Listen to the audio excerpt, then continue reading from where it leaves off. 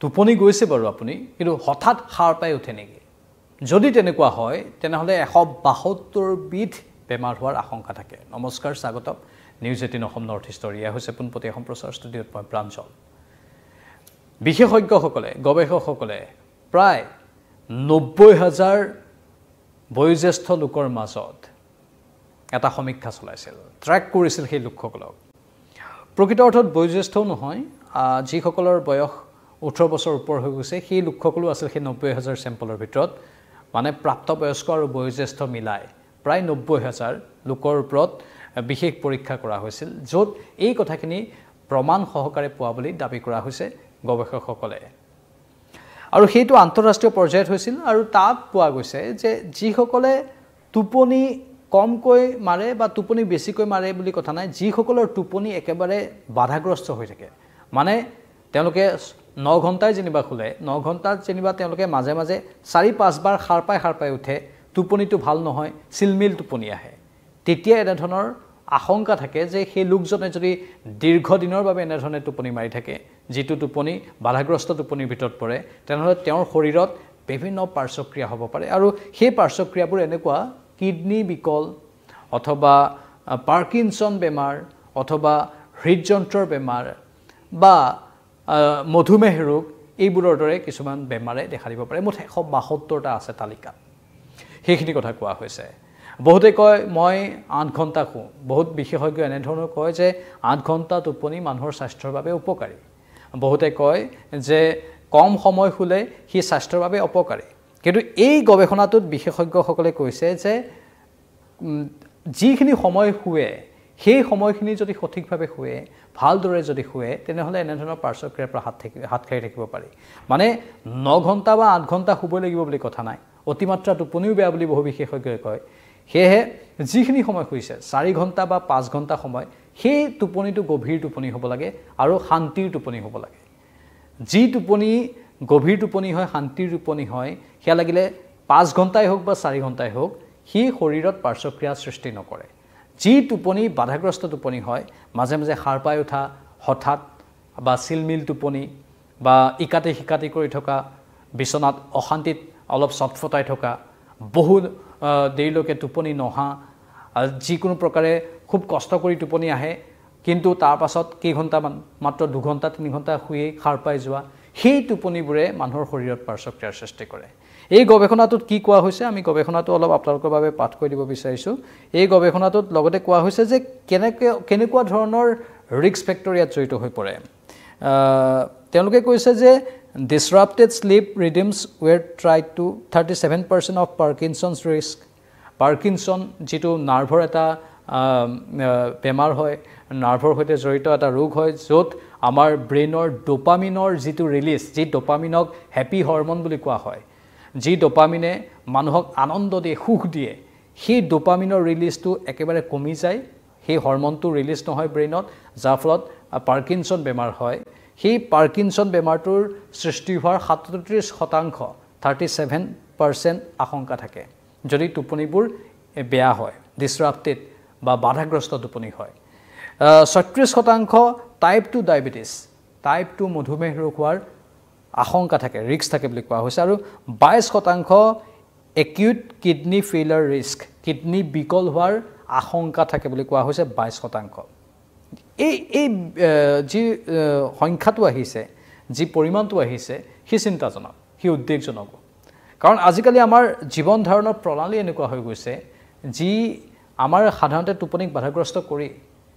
আজিকালি মানুহে নিশা বিছনাত শুওঁতে মোবাইলটো চাই শুৱে সেই অভ্যাসেও মানুহৰ টোপনিক বাধাগ্ৰস্ত কৰায় বিছনাত টোপনি যোৱাৰ আগে আগে কোনোবা বন্ধু বান্ধৱ বা কাৰোবাৰ সৈতে ফোনতে কথা পাতে আৰু সেই ইটো ফাৰৰ পৰা বা ইটো মূৰৰ পৰা দুখজনক বা কিছুমান এনেকুৱা বাৰ্তা আহি যায় যিটোৱে তেওঁৰ মনোজগতত অশান্তিৰ সৃষ্টি কৰিব পাৰে সেইবোৰেও টোপনিত বাধাগ্ৰস্ত কৰে অথবা সন্ধিয়াৰ ভাগৰ পৰা যদি নিখাৰ ভাগৰ ভিতৰলৈকে কোনোবাই কফি খায় বা চাহ খায় তেতিয়াও টোপনি বাধাগ্ৰস্ত হ'ব পাৰে মানে আমাৰ জীৱন ধাৰণৰ কথাটো কৈছো জীৱন ধাৰণে এনেকুৱা হৈ গৈছে যাৰ ফলত টোপনি বাধাগ্ৰস্ত হয় আৰু সেই যে টোপনি বাধাগ্ৰস্ত হয় হিয়ে আমাৰ শৰীৰত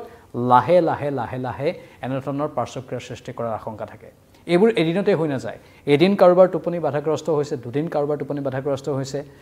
তেতিয়া ই প্ৰভাৱ হয়তো নেপেলায় এই গৱেষণাটোত সেইটোৱে কোৱা হৈছে কিন্তু যাৰ বছৰ বছৰ ধৰি এনেকুৱা ধৰণৰ সমস্যা হৈ আছে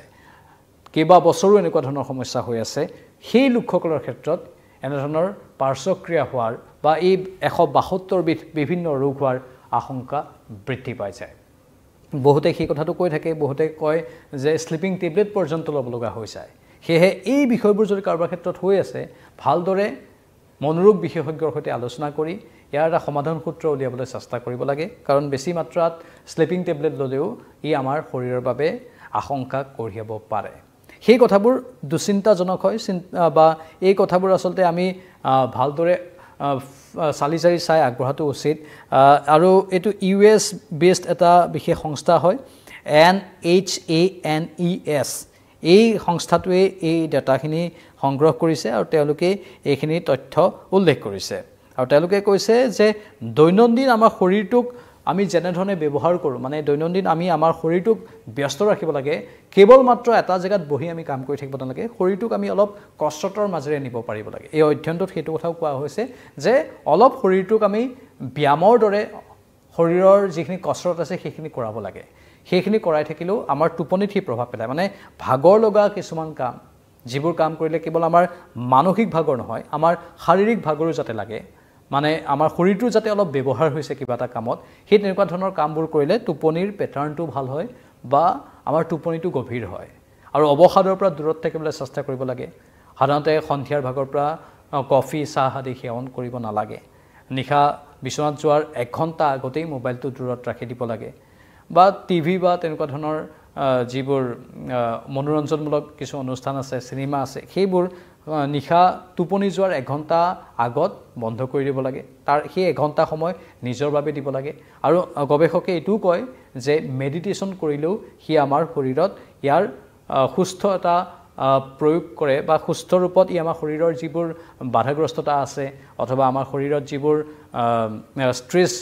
বৃদ্ধি পায় সেইবোৰ দূৰ কৰিব পাৰে মানে এই উপায়বোৰৰ জৰিয়তে আমাৰ টোপনি ভাল কৰিব পাৰি বুলি এই অধ্যয়নটোত কোৱা হৈছে সেইখিনি উপায় অৱলম্বন কৰি আমি টোপনিক ভাল কৰিব লাগে আৰু গভীৰ কৰিবলৈ চেষ্টা কৰিব লাগে টোপনি যিমানেই গভীৰ হ'ব সেয়া লাগিলে 5 ঘণ্টাই হোক বা 4 ঘণ্টাই হোক সিয়েই আমাৰ শৰীৰত কম পাৰ্শ্বক্ৰিয়াৰ সৃষ্টি কৰিব আৰু 8 ঘণ্টালৈকে আপুনি শুই নাথাকক কিয় যদি টোপনি আপোনাৰ পাতল হয় সাৰ পাই উঠে তেনেহলে হি পাৰ্শ্বক্ৰিয়া কৰাৰ অধিক আশংকা থাকে সেয়ে ভাল শৰীৰৰ বাবে 8 ঘণ্টা শুব লাগিব বুলি কথা নাই ভাল শৰীৰৰ বাবে যিখিনি সময় আপুনি শুৱে উৎকৃষ্ট টোপনি আপোনাৰ আহিব লাগিব আপুনি গভীৰ নিদ্ৰাত যাব পাৰিব লাগিব আৰু আপোনাৰ শৰীৰটোৱে তেতিয়া সেই গভীৰ নিদ্ৰাৰ ফলত এটা হিলিঙৰ পৰ্যায়লৈ যাব মানে আপোনাৰ শৰীৰত কিবা যদি পাৰ্শ্বক্ৰিয়াও হৈ আছে সেই পাৰ্শ্বক্ৰিয়াবোৰ লাহে লাহে সেই শৰীৰটোৰ ভিতৰত সৃষ্টি হোৱা হিলিংবোৰে লাহে লাহে ঠিক কৰিব পাৰিব আৰু টোপনিতে সাধাৰণতে আমাৰ শৰীৰটো অধিক হিল হয় বুলি বিজ্ঞানীসকলে বিশ্বাসো কৰে বা বিভিন্ন তথ্য সেই সন্দৰ্ভত আৱিষ্কাৰো হৈছে এয়া আছিল এইখিনি খবৰ আপোনালোকক দিয়াটো প্ৰয়োজন অনুভৱ কৰিলোঁ সেইবাবে আগবঢ়ালোঁ এই ক্ষেত্ৰত আপোনালোকৰ বহুমূলীয়া মতামত আমাৰ কমেন্ট বক্স